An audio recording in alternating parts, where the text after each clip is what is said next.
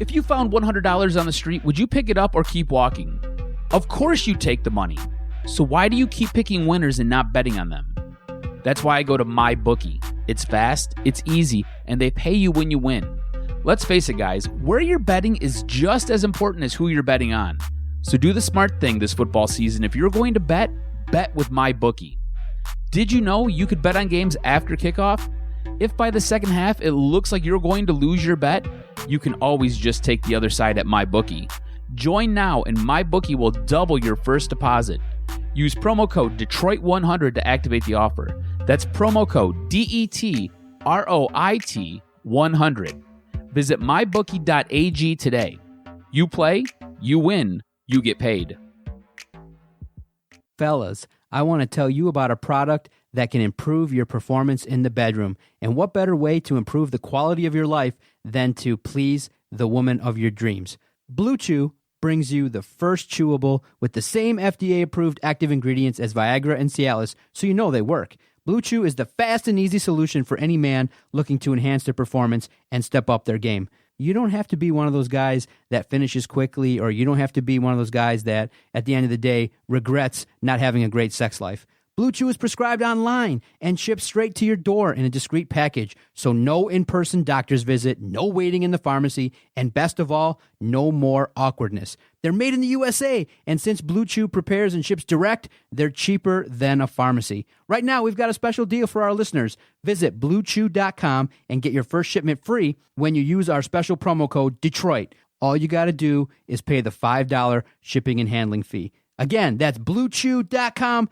Promo code Detroit to try it free. Blue Chew is the better, cheaper, faster choice, and we thank them for sponsoring the podcast. Welcome in on a Wednesday, September 11th, 2019. It is Wanna Bet on Detroit Sports Podcast, the gambling show right here on Detroit Sports Podcast, and I'm your host every week, Shane Orling, taking you all the way through football season, giving you my picks, giving you my in-depth analysis on a lot of these games. And today, I'm adding in another little factor, my favorite plays for daily fantasy. Who can you put in your lineup at value? Who are you going to pay up for? What are the guys and team defenses that you need to look for if you're playing DraftKings, if you're playing FanDuel? Where are you going to find the best value so that you can have a profitable lineup in week 2? But first, before we get into week 3 of college, week 2 NFL, we got to go back. We got to go way back to a week ago, where if you listened last week and you followed my picks to the T, you had a pretty good week. Not to pat myself on the back here, but I got to admit, guys, I did good last week. The picks I offered you, I gave you 7 college games. I gave you seven NFL games. And in those games on the picks I gave you last week, I went 9-5. Guys, I think that's pretty good. If you bet with me last week and you went 9-5, you won money. That's what matters here. That's the big thing. All in the name of entertainment, of course, but you get the drift. If you bet with me, you won money. I did, and you don't get everything right. There are going to be bad beats. Matter of fact, there was one game I didn't pick in the show last week that I did end up betting on last night. And that's kind of where I want to start before I get into breaking down where I was right, where I was wrong. I want to kind of start with, this is the year of bad beats. This is the year of the worst possible beats. I mean, if you took Texas A&M late, if you took Clemson late, I think they were 16-point favorites.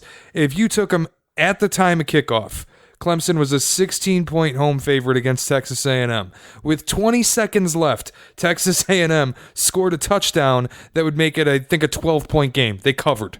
Texas A&M broke the hearts of millions of people who gambled on Clemson in the final seconds of the game. Last night, a game that I bet on, but I didn't pick on this show, Houston, I took the money line outright to beat New Orleans in a game that confirmed my belief that every coach in America, every NFL head coach in the country that is not Bill Belichick is terrible at their job. I mean, Sean Payton got away with murder at the end of this Saints-Texans game. first of all, playing a lackadaisical defense, a soft defense that allowed Deshaun Watson to make a great throw to DeAndre Hopkins down the sideline, and then allowed for a touchdown over the middle of the field in single coverage, making those calls that lets Deshaun Watson just kneecap you late in the game. And I thought it made me money. I thought Jesus Watson is more like it, because I thought I was saved. And I thought I was brought back from the brink of losing an absolutely reckless amount of money. Drew Brees had other ideas. And it was the first time in my life watching this game where I felt the way I assume opposing defenses feel when Drew Brees gets hot. I felt the way I assume opposing defenses feel when Drew Brees gets that look in his eyes late in a game that he's trailing and he's about to take your head off. This was the year of the bad beat, because I had the money line 1. Houston's up a point. There's very little time left on the clock. The Saints just made this incredible blunder of committing a foul on the point after attempt that was missed and allowing them to attempt it again to take the lead. I'm like, there's no way that this goes awry. There's no way this goes wrong right now. And then Bill O'Brien won up to the stupidity from Sean Payton by playing a soft zone, playing a loose defense, playing off coverage, not getting his corners on the line of scrimmage, not getting his secondary up to challenge the New Orleans receivers. Like, Drew Brees is the freaking quarterback of the New Orleans Saints, bro. Like, what are you doing here? They have Michael Thomas. They have Alvin Kamara. 2 MVP candidates in Drew Brees and Alvin Kamara. One of them I gave you a value, and he looked like he earned every bit of that MVP value last night. With his size, with his impeccable balance, his ability to eat a hit, pound for pound, position for position. There's not a better player in football than Alvin Kamara.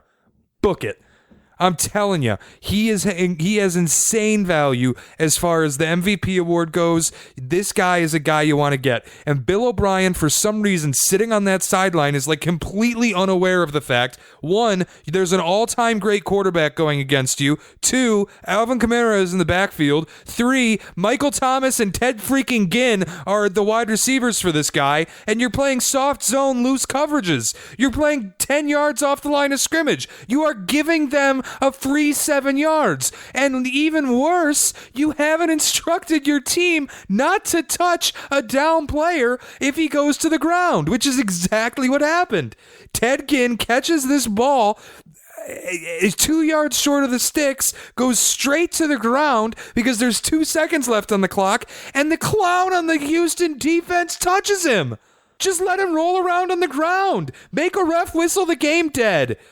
It's not like you had it won, but another coaching blunder. Not to mention the fact that it was a coaching blunder from Sean Payton in the first place. It was a blunder by Drew Brees with the clock management, and it was a complete mistake by Sean Payton to have not used this timeout to have called plays in the middle of the field that kept the clock running. I mean, he called a spot route for Ted Ginn in the middle of the field. Why would you touch him when he goes to the ground? It was astonishing. And it was another thing where, look, this is why gambling is so effing hard, man. This is why people lose tons of money doing this. This is why professional bettors only get 67% of their picks right. Because there's a knucklehead factor to this. There's a Sean Payton's going to do dumb shit factor to this. There's a Drew Brees is going to uncharacteristically mismanage the clock factor. Bill O'Brien is going to play soft zones and leaky coverages in the final seconds against an all-time great quarterback with an incredible receiving core and set of weapons factor to this. You can be right. I was right, for Christ's sake. I just didn't factor in the stupidity. And that's where I have to start with where I was wrong last week, because I got on this podcast, I said it all week on Big Drew and Jim, a sports show that I produce. There wasn't a football reason that you could possibly have come up with why the Lions wouldn't cover a 2.5 point spread against the Arizona Cardinals in the desert. There wasn't. Whether it's the Lions having the better overall roster, the better overall defensive line, the better offensive line, the more seasoned quarterback, the more experienced head coach, the more experienced offensive coordinator, a more tested offense in the NFL, a better defense, a better secondary, better safeties, a better linebacking group, a better defensive line, pass rush, everything. Every way you slice it, this is a middle of the pack at worst roster that the Detroit Lions have, and the Arizona Cardinals are what I deem to be one of the 2 to 3 worst rosters in the entire NFL. There wasn't a football reason why this game should have been close. And honestly, after the first half and then going into the fourth quarter with a score of 24-6, Vegas looked like they were asleep at the wheel making this 2.5-point spread. Vegas looked like they had no idea when they set this number. Vegas was making me and a bunch of other local guys look like geniuses because we basically made this game a mortal lock. But we didn't account for the fact that Darrell Bevell is black-pilled. He doesn't give a shit what's going on in the football game. He doesn't care what's going on in his offense. He doesn't care that he drew up an incredible offensive play that would have resulted in a first down. He doesn't trust his quarterback to get the play off. He doesn't trust his quarterback to make the appropriate reads at the line of scrimmage, which is another discussion for another podcast where I can diagnose just how big of a problem this is for the Lions, that you have a coach that's like this, that you have a quarterback who isn't trustworthy by his own head coach and his own offensive coordinator. It's insane. I didn't account for Darrell Bevell to signal for a timeout at the most improper, inappropriate timeout time that there possibly was. And I admit, there were plenty of mistakes that happened after this that caused this game to end up a tie, that caused us all to lose on this spread. Plenty of mistakes. Danny Amendola not going out of bounds. There were plenty of things that went wrong, but it was all because they couldn't recover after that timeout. Now, if you want to make the argument that Matthew Stafford didn't have a good drive outside of the first half, outside of the first 3 quarters, I'm here to argue it. That's neither here nor there, and it's for a different pod, but I'm here to argue it. But the fourth quarter of that game, there were things that only the Lions could do. And again, this is why gambling is so effing hard. Here are the picks I gave you last week that I absolutely nailed. Ohio State laying 16 points against Clemson, against Cincinnati, excuse me. I told you, I think Cincinnati's a good football team. I thought they were in for a reckoning when they went to the shoe. Ohio State blew them out. Wisconsin laying 35 against Central. I told you, take the Badgers. Central's awful. What happened? Wisconsin dropped a bomb on Central. Jonathan Taylor made that defense look like bowling pins. Texas A&M plus 18.5 versus Clemson. This number came down to 16, and I ended up actually betting Clemson, but the pick I gave you was A&M plus 18.5 versus Clemson. A&M covered that number. It was in the final minutes of the game. Clemson should have covered this, but in the final minutes, Clemson gave up a soft touchdown. They didn't want to. They tried not to, but they did it. LSU laid 6.5 at Texas. Look, I told you they have an up-tempo offense. I told you they have Joe Burrow, who looks really good in his second year. I told you they have the best secondary in America, and even though they didn't show it, I think Texas is a really good team. I think Sam Ehlinger's a really good quarterback. He's got great wide receivers. Texas is good, man, but I'm telling you, LSU's a national title contender. LSU might beat Bama this year. They're really good. Army plus 22.5 at Michigan. I nailed it. And listen, I nailed it even more than I thought I would nail it because I thought Michigan might win this game by 17 points. Michigan, I may not be touching Michigan the rest of the year. I'll tell you, I got to see something in Camp Randall. And as the Westgate in Las Vegas has opened with Michigan at a 1.5-point favorite in Camp Randall against Wisconsin after the bye week in week 4, listen, if you have an opportunity to get Wisconsin as an underdog in this game, that is maybe the biggest value pick of the year to me. I think there's a good chance that they win this game outright, and if they're an underdog, I think they'll absolutely cover a 2-point spread. What I saw against Army from Michigan was embarrassing, and I know Michigan fans are listening to this in outrage, saying that they have a bye week, they'll get it together. Guys, Wisconsin's got a bye week too. I don't want to hear it. You're going on the road. I think Wisconsin's a really good team with a Heisman candidate and a really good defense. We'll get to that next week, but if you can get that early, this week and book it with Wisconsin as an underdog, I think it's a huge value play. Packers plus 4 at the Bears. I told you the points looked like too much, and the Packers ended up winning this game outright. Baltimore minus 3.5 at Miami. I couldn't believe this spread when I saw it, and it did balloon out to 8.5. It opened at 3.5. It ballooned out to 8.5. If you bet it anywhere, you got it because Baltimore dropped a freaking bomb on the Dolphins. So badly that the Dolphins went into the locker room after the game and half of their players called their agents and demanded a trade. Tennessee plus 5.5 at Cleveland. Look, I told you, Cleveland was going to have growing pains. Cleveland was going to have trouble starting out, and they did. Look, Baker looked bad.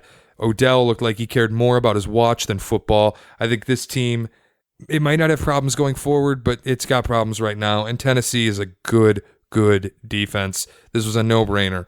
Carolina plus 3.5 versus the Rams, the other one I got. Not a whole lot to say about this game. Carolina lost by a field goal. They covered by half a point. What are you going to do? Sometimes that's how you got to get them right. Where I was wrong, Nebraska, I was on the Nebraska Kool-Aid, train them off. I'm out on Nebraska. At Colorado, it was a terrible game for them. Western plus 14.5 at Michigan State. I'll get to Michigan State when I do the picks in a little bit. Michigan State impressed the hell out of me. Atlanta plus 4 at Minnesota. I'm out on Atlanta. Minnesota looked great. Atlanta looked horrible. I'm not touching Atlanta the rest of the year. And New England minus 5.5 versus Pittsburgh. Bet New England every freaking chance you can that they're under 3 touchdowns. I'm not sure how often that's going to be, but this might be the best football team I've ever seen. And that's not an exaggeration. And they're adding Antonio freaking Brown. I mean, that's incredible. Speaking of the Patriots, this is a great time to segue into the daily fantasy picks of the week. The players I believe to be the best players, the best values you can get, and constructing a lineup. Now, I used DraftKings. The prices I cite are going to be from DraftKings. If you use FanDuel, the prices might be a little bit different, but again, I think the salary caps are different, so I think it all does kind of even out. One of the bigger inconsistencies, I guess, I saw last week was Miles Sanders was available on DraftKings for $3,900, and on FanDuel, I think he was like $6,000. He ended up not being worth either of those, but that was one of the biggest inconsistencies I saw. So other than that, they seem to kind of wash out with the salary cap difference. So with that, this is my highest value lineup that I can offer you for this week. Quarterback, if you're looking for a quarterback that's not going to break the bank, that's going to allow you to kind of spend at other positions, I have one that I think is going to have an incredible week because he's playing a just abysmal defense, a roster that doesn't even want to take the football field. And despite the fact he's playing in a location where usually he underperforms, this might be the best roster he's taken down there in his career. And that includes a roster that many believe to be one of the greatest football teams of all time. I'm talking, of course, about Tom Brady, who on DraftKings you can get for $6,400 traveling to Miami as a 19-point favorite. Let that sink in. Okay, they're going to break in Antonio Brown on a defense that has players demanding a freaking trade.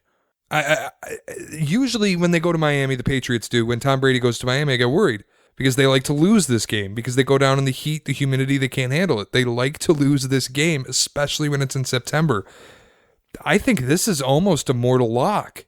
Where, you're a 19-point favorite. You're taking one of the best offensive lines in football. You're taking probably the best secondary in football, the best wide receiving core in football, a very good running back committee. I think Tom Brady's going to have one of the best games of his career.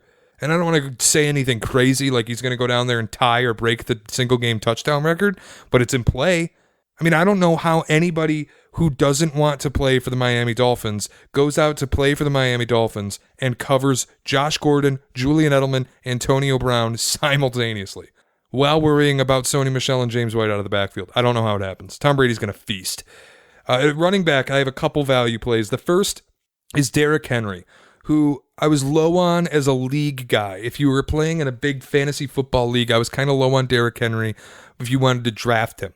Because I thought a lot of his points last year, I think he was overrated because of big plays and single games in the end of last year, the tail end of last year, where he looked good. But week 1 against the Browns, Derrick Henry looked great.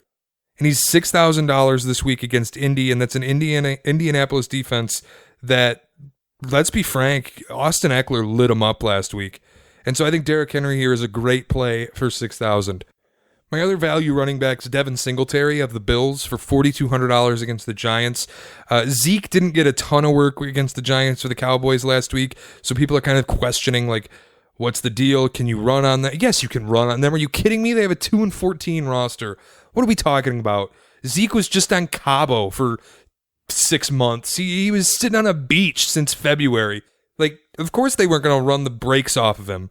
Yeah, Devin Singletary at $4,200 against a god-awful Giants roster sounds great to me. My wide receivers is where I'll go next. I have 4 of them really, because there's a flex option too, and I always go wide receiver, especially when receptions count, which they do in most tournament or cash leagues. The first of them is Antonio Brown. I know people are going to be worried because he's new to the offense. He hasn't learned the offense yet. What does he need to learn, dude? Like, really, what does he need to learn? We just watched Philip Dorsett just run straight lines up the middle of the field and get wide open because the Steelers had to also worry about Julian Edelman and Josh Gordon. Now Philip Dorsett is Antonio freaking Brown. Yeah, $7,000 at Miami, it's a steal. Play him. Willie Snead, 4,500 versus Arizona. Listen, Lamar Jackson proved last week that he can throw the ball. Arizona, I don't care about what they held the Lions to in the second half because the Lions went conservative on their play calling. They took their foot off the gas pedal. They stopped throwing the ball. You can look it up. It's empirical numbers. I think Willie Snead, like the Ravens showed, they're willing to throw. They're willing to blow people out. I think they can do it against Arizona. Willie Snead caught a touchdown. He only had 3 targets, but he caught 2 of them, and he had a touchdown. I think he's a good play for $4,500. Could get more looks, more touches against this Arizona defense that's beaten up in the secondary.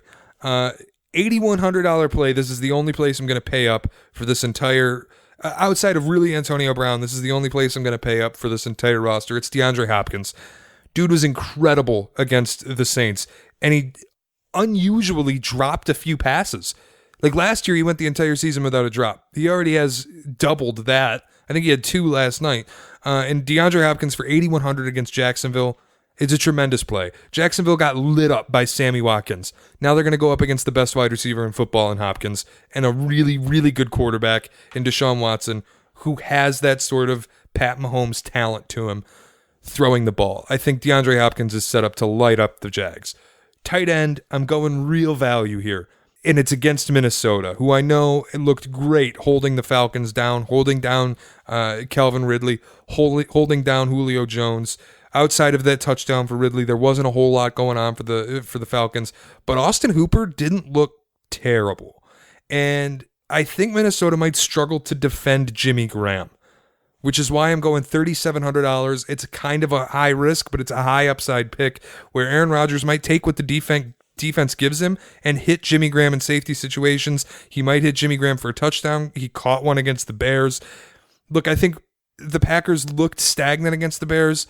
I think they might look a little stagnant against the Vikings as well, but I think if somebody's going to catch a touchdown outside of Devontae Adams, it's going to be Jimmy Graham, and I'm not paying up for Devontae Adams when he's getting a premier matchup at corner. My 4th wide receiver, a flex option, $6,400. They're going against the Saints. It's Robert Woods, who led the team in targets last week. He led the team in catches. He led the team in yards. Everything you could think of. And this is a team that brought Cooper Kupp back, who Jared Goff loved, but it didn't matter because the added gravity of Cooper Kupp opened up Robert Woods. It made Robert Woods a huge value play, I think, this week at $6,400. And the defense, dude, you know what it is. The Patriots are going into Miami against what I believe to be maybe the worst football team in the history of the NFL. Like, I'm not even kidding. It is the worst team I've ever seen. And now you have a locker room in mutiny. You play the Patriots defense, which is already maybe the best in the league, against one of the worst offenses they'll see all year. Those are the best value picks I can offer you in daily fantasy this weekend. And with that, let's get to the picks.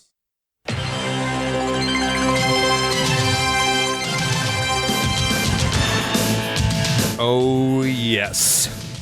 Week 3 college football, Week 2 NFL.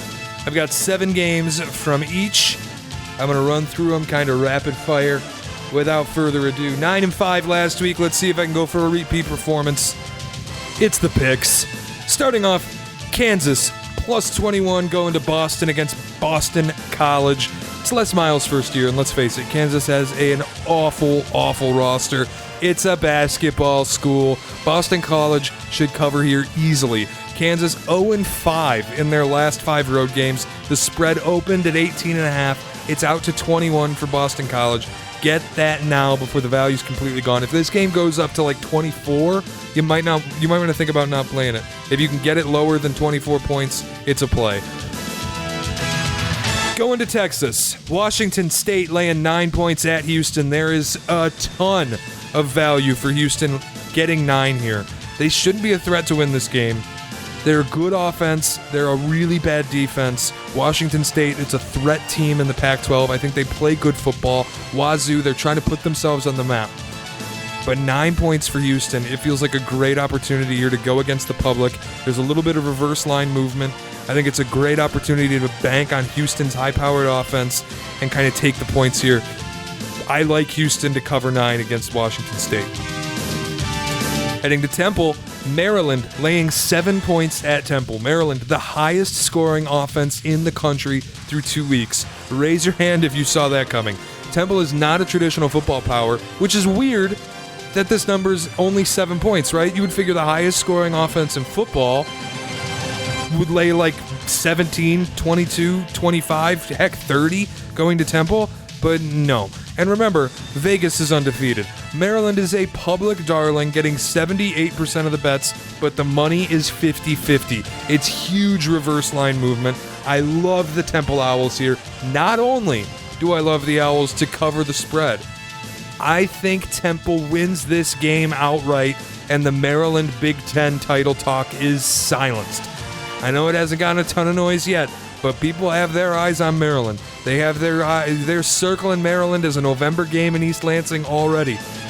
I think Maryland's season gets derailed by Temple this weekend. Eastern Michigan getting 7.5 points to go to Illinois and take on the Illini.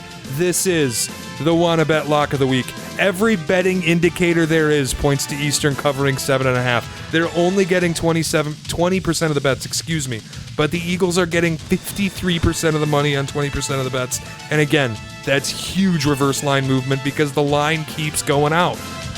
Illinois' got a coach fighting for his life in Lovie Smith. It's a bad roster. I love the MAC team. I love the Eastern Michigan Eagles to cover this spread, especially after getting that bowl game last year. Just there's a chip on the shoulder of the Eastern Michigan Eagles. Ohio State and Indiana. Ohio State laying 15.5 points heading to Bloomington. It's a great opportunity here to be contrarian and bet on Indiana if you're an idiot. Ohio State is getting 93% of the bets, 97% of the money. The public is screaming at you. Listen to them. Don't be an idiot. Don't be a contrarian for the sake of being a contrarian. Don't try to outsmart people. Ohio State is really freaking good. Justin Fields is really freaking good. And they're the favorites to win the Big Ten for a reason, because they're going to. Take the Buckeyes, laying 15.5. Central Michigan heading to Akron, and Central Michigan, in what likely will never happen again the rest of the season, is a 3-point favorite. They are one of the 5 worst college football teams in America. Akron's not very good, but I swear, anytime you get Central favored, you are ripping off Vegas. Take the Akron Zips and the points. I can't believe Central's a favorite. They might go winless. Final college game of the week, the local one, Michigan State laying 13.5 against Arizona State. If it weren't Eastern Michigan, this would be the Wanna Bet Lock of the week. It's a mortal lock. Arizona State can't run the ball on bad teams. 3.08 yards per carry this season against Sacramento State and Kent State. Michigan State, on the other hand, has allowed -6 yards total on the ground through 2 games this year. That number is going to stay negative into week 4. Arizona State will not get the 6 yards rushing to push this number. I swear on it. Spartans are going to cover, which is an absurd thing for me to play because I never take Michigan State to cover. But Michigan State laying 13.5, that's the pick, and may God have mercy on my soul. On to the NFL. The Carolina Panthers hosting the Tampa Bay Buccaneers and laying 6.5 points. I don't love touchdown plus spreads in the NFL, but there are a lot of them this week. And this is the one of 2 that I have in these picks. And it's the one of 2 that I'm going to pick the favorite. Carolina, -6.5, should be a lock in this game. There's no reason they shouldn't cover this number. The reason? Tampa Bay, Jameis Winston stinks. Jameis Winston had an opportunity to prove that he is actually a decent NFL quarterback against what is a not great San Francisco 49ers defense in a game that had a total over 50. And Jameis Winston proved that he is indeed addicted to throwing interceptions. This guy, he might be colorblind and he can't figure out which jersey is his own team's. Like, I don't get it. Carolina's got a good defense. They got a good quarterback. They have Christian freaking McCaffrey. I love the Panthers here to lay 6.5. Tennessee laying 3 points, hosting the Indianapolis Colts. This is another one where I like Tennessee, and I think the 3 points is a little indicative based on how the Colts played the Chargers so well at home last week. But the Chargers didn't have Derwin James. I think Tennessee's got the better defense here, especially with the Chargers being beat up. I think the Colts, plain and simple, they're in for a rude awakening. Jacoby Brissett is not ready to deal with this Tennessee Mike Vrabel coached defense. I love the Titans here. They're going to start 2-0. They're going to cover the 3-point spread. Dallas laying 5 points, heading to Washington to take on the R-words. Another one where, look, Washington is probably never going to have a half of football better this season than they did at Philadelphia the first half this weekend in week 1. And they lost that game anyway. I don't see them getting out to a crazy lead on Dallas the way they did on Philly. I like Dallas here to cover the 5 points. Green Bay laying 3, hosting Minnesota in Wisconsin. This was one of the toughest games for me to pick. But it's a divisional game. It's a huge game for the Vikings. And Kirk Cousins flounders in big moments. Aaron Rodgers is going to capitalize. Give me the Packers -3. New England, in what is the most insane point spread I have seen in the NFL, laying 19 freaking points to travel to Miami. I've never seen anything like that. I've never seen anything in the NFL like a 19-point spread. The only reason I'm putting this in is because everybody listening knows I'm a Patriots fan. I would never play this. But because I'm not a coward, I'm going to put this on the record. I'll take New England to cover 19 points. And again, may God have mercy on my soul. Buffalo laying 2.5 against the New York Giants. The Giants are a 2-14 team. They're one of the worst constructed rosters with no quarterback. They don't have any idea how to draft. They have one of the worst front offices in sports. They have a terrible general manager. Daniel Jones might be good in the future. He won't be good in this game. Buffalo's got a great defense. I think Devin Singletary is poised to take over the job as the lead back there. I think Josh Allen could have a good game against this secondary. I love Buffalo laying 2.5. And the final game of the week, the local one, Detroit getting 2.5 points against the Chargers. The Chargers didn't look great, admittedly, on the road in Indianapolis. Didn't look great. Detroit didn't look great either on the road in the desert, but I like Detroit getting the points here. I think the Lions have to go out and make a statement. They have to go out and rescue their season. They have to start 1-0-1 or the season's over. And I think they'll go out and take care of business. I don't think Matt Patricia will let his team look that lackadaisical again. And if he does, he should be fired. And that will be a conversation that we will have on the Monday Mashup. But for now, that was Wanna Bet. That was the picks. Thanks for listening.